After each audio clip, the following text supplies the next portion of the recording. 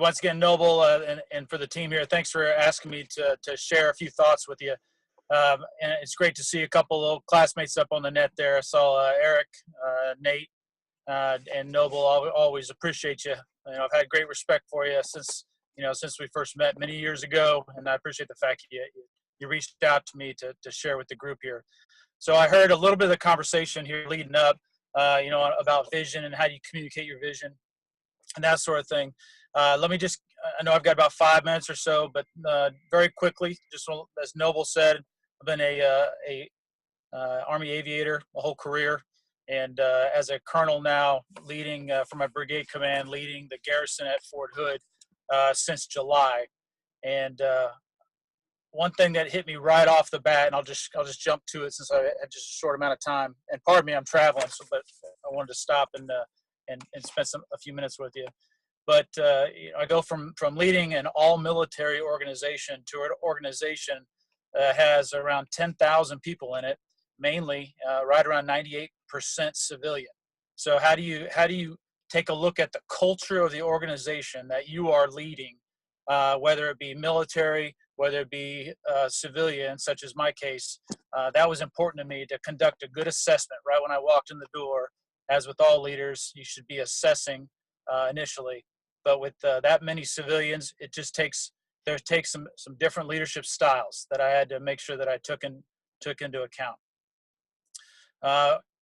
With that assessment piece and understanding that I was leading, civilians, and there's some different aspects of that, and knowing the culture of an organization that is mainly civilian, I had to look at what is consistent as far as my leadership, and what do I need to make sure that I remain true to.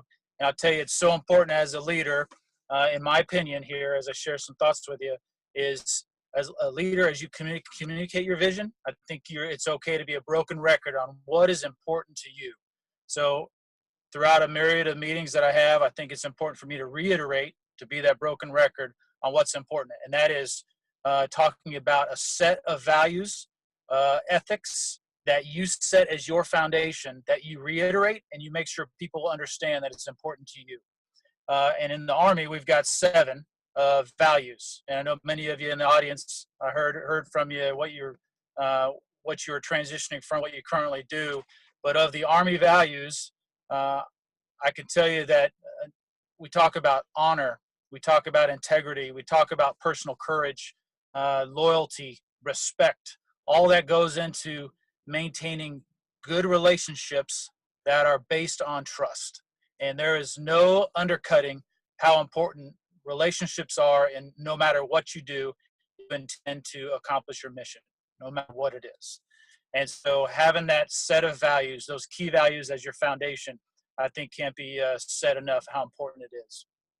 So consistency in making sure you're a broken record on what is important to you as a leader, and making sure that you have that set of values that people understand, that one, your strong character of integrity is important to you, and the fact that you can always come back to the fact that you understand that trust is the most important thing for you as a leader in order to maintain those relationships.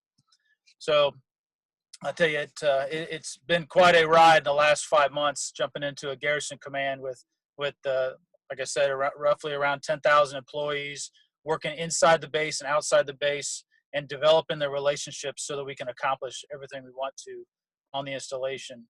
And every time I have an opportunity to speak at whatever the event is, I make sure I reiterate, what is important to me, getting after that aspect of being consistent, making sure people know that I want them to see me as a person of strong character and somebody they can trust.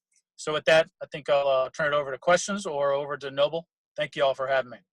Hey, that was awesome. So I got a couple questions for you. So based on leading a humongous organization, 10,000 people, establishing trust in those relationships, as one guy, how do you manage or prioritize,